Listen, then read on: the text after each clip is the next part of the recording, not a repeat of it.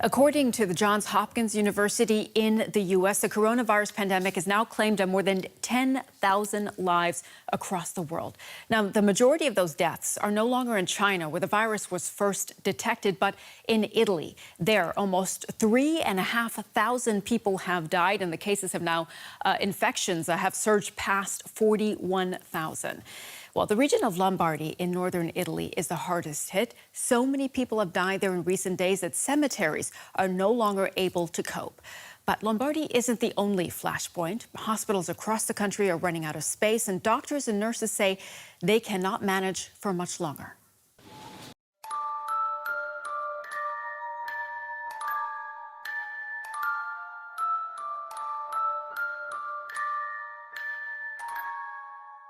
Across the world are shutting down to help stop the spread of coronavirus. Tonight, many of the best scientists in the world are busy at work. Their goal, find an existing drug that will treat coronavirus, and they are hopefully days or weeks away, not years.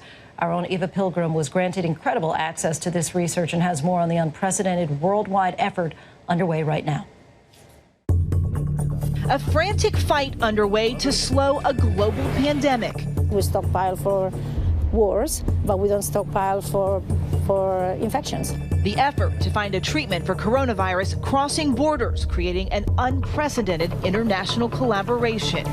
In San Francisco, California, 900,000 people asked to shelter in place. It's a little freaky and scary. Almost everything is closed, but not this lab at the University of California, San Francisco. This is the front lines of a round-the-clock fight against a silent killer. It truly has been a race.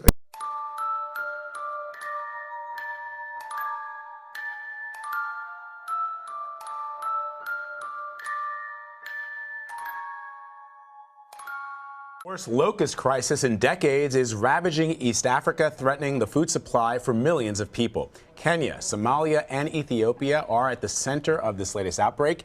You can see in this video just how massive the locust swarms have been across the region. These bugs have infested farmland and destroyed crops. Farmers are calling on the international community to help prevent a food crisis. Sisi huwa tunategemea sana huu msimu.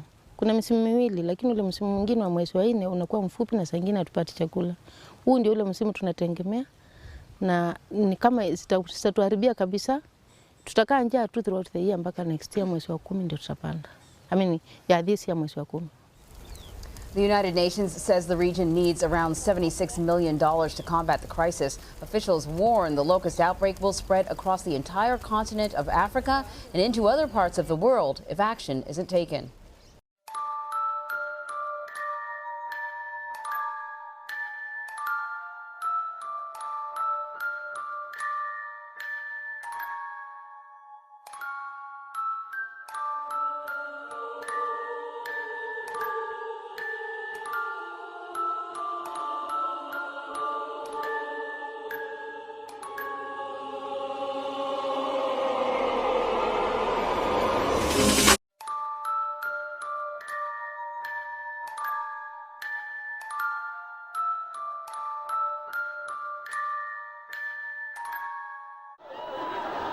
Extraordinary scenes of defiance in the middle of the night.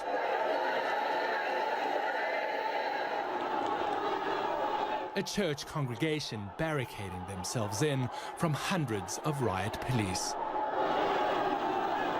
It's happening in Wenzhou, known as the Jerusalem of China, where for months the government has demolished scores of churches and torn down hundreds of crosses. What the government here is doing is so barbaric. Today we've seen the fundamental symbol of our faith violated, and it hurts us deep inside our hearts. Chen Zhai is a respected church leader in Wenzhou. He says the faithful now live in fear.